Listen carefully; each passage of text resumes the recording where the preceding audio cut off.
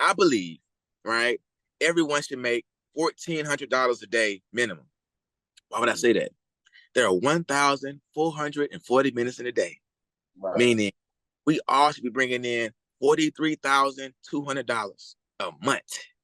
Mm-hmm. Now, what I decided to do was go online and order me some fake money. Because here's the thing. Now, I made six figures that 1 year. And what happened was I was obsessed with this number, 43,200. So much so at both my jobs, I'll talk about 40. So the first thing, if you want to just change your life, you got to be intentional and you got to irritate people. The whole world should know what you want and how you want it. Mm. And what happened is by me doing that, bro, I started to manifest a job to help me get there. And what I Mm. learned was if I want to make 40 in a month, what better way than to carry around 40? Now, for some of us, we can't really do that. So you can look at it at the, but a nifty 10 or a little 20 in the purse is a good mindset. Here's the hack. I mentioned I was a coach before I knew I was a coach. And for me, as a business owner, I gave business advice. In college, I would tell a friend of mine, when life gets tough as a business owner, or you at work, or you at school, and you want to dominate, just act as if you got 10 grand in your pocket. And I promise you, you'll respond a whole lot different. You know what I mean? Just the notion of, man, you ain't talking about that. I got 10 grand cash. What we doing? Yeah. It's a game. And again, bro, some of us need the placebo effect. Like, what joy it would be if those of us in pain could benefit from placebos, right? And not have to worry about our kidneys or our livers going out of whack. Because the thought of being well, the thought of being better was enough. So sometimes, bro, just the thought of being more valuable, the thought of having more resources, that's enough. Yeah, yeah. You me for my value, and I'll forever be changed. Yeah. I mean, I'm big on the self talk. Now, as a man, it's Yeah. probably a little to have all this It's a little, mirror. you said the man, it's a little what? As a man, it can be offensive for the ladies to see us hogging up the mirror time. Mm. That mirror talk, it works wonders. It's the secret to my sauce. And if you can't look at yourself in the mirror, that's the first problem. Mm.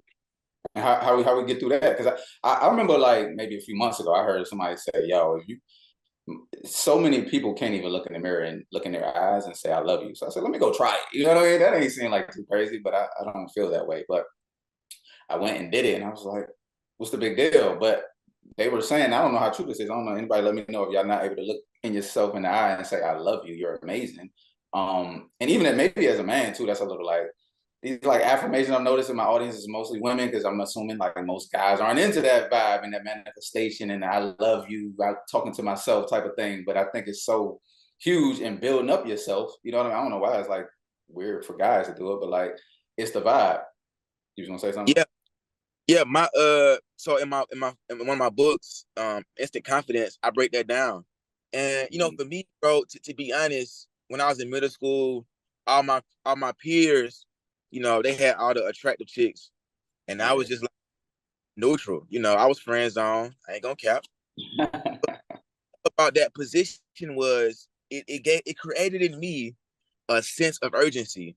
And what I had to discover was, I'm an attractive guy, but the cheat code is, and this is funny, man, when they see how much you in love with yourself, they fall in Mhm. love with you. Mhm. If they see how much you don't like yourself, then you become not liked or overlooked. And Yeah. so, for me, man, it was one of them things where like I had to see myself as valuable, especially because it shows. One of my biggest revelations is having my low moments and having strangers come up to me and say, "Hey, man, I'm just smiling. What's wrong with you?" In my head, I'm like, "Bro, I am off today. I am not wearing the cape. I'm Yeah. saving myself." He's like, "Nah, but every time I see you smiling, you laughing, and that inspired me, bro." And I'm like, "Man, bro, on my off day." Yeah. And so what I learned was, well, to kind of tie it all in the book, I break down, look in the mirror, real close, see all the imperfections, all the bumps, the lumps and bruises. I like myself. I love myself. So here's the sauce. At church, and my grandfather was the pastor. I'm the drummer.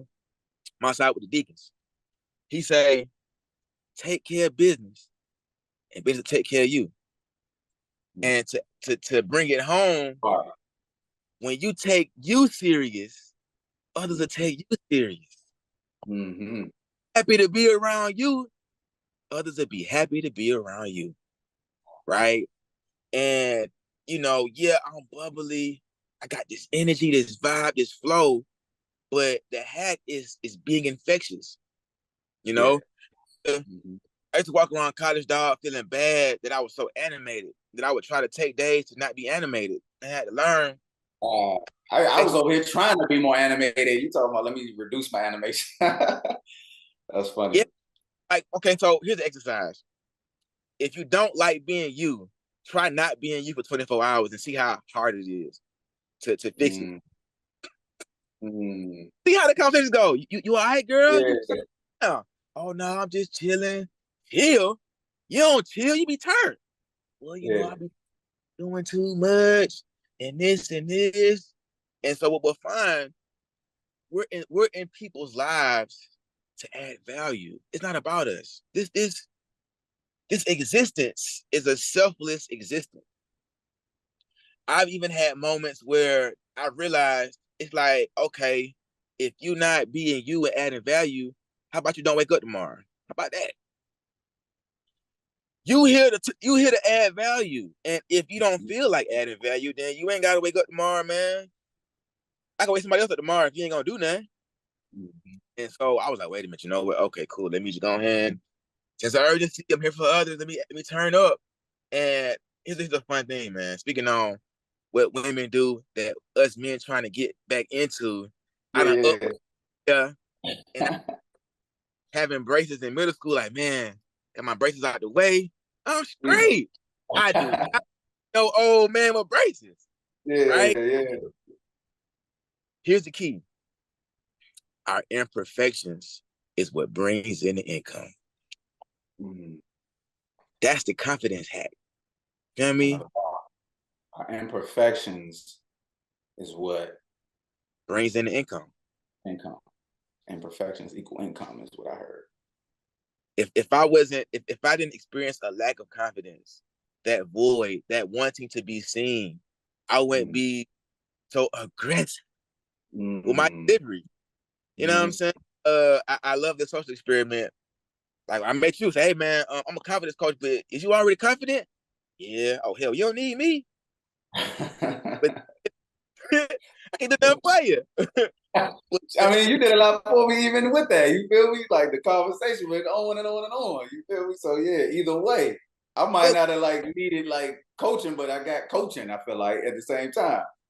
Yeah, maybe even coaching on how to coach. You feel me? I'm just observant and this is a good delivery. I could probably, I'm not you, so I'm not gonna have the sauce that you have, but I could put my sauce to it and then embody that for sure. Yeah, man. If you can borrow my packaging technique, man, get your gift wrap on, man. Yeah. And another thing I took away too is I don't know how other people may feel about with the money and then maybe even feeling safe, but getting safe with carrying around and I think maybe that makes it even safer because you got the prop, right? But my thought that I was thinking that other people might think is that ooh, carrying around 10,000 is not safe. Somebody might this, that, and the third. You know what I mean? But forget that. Let's break that. And okay, we could do the prop if that make you feel better. But then also, even I was thinking even if you just got money sitting in a bank in a savings account, losing money every year, it would probably be more beneficial to you to walk around with that on your person and just feel how abundant that feel. Like you have access, not walking around to go spend it, but just feeling that frequency on you. I think it's super powerful and even more beneficial than having it just sitting there. And like you said, you walk around and things come up, you're like, man, I got 10,000 in my pocket. It's a different attitude that you have. Not that that's gonna solve every issue, but it's just this confidence and this attitude that you can walk with, just knowing I'm good. Hey, man, So it's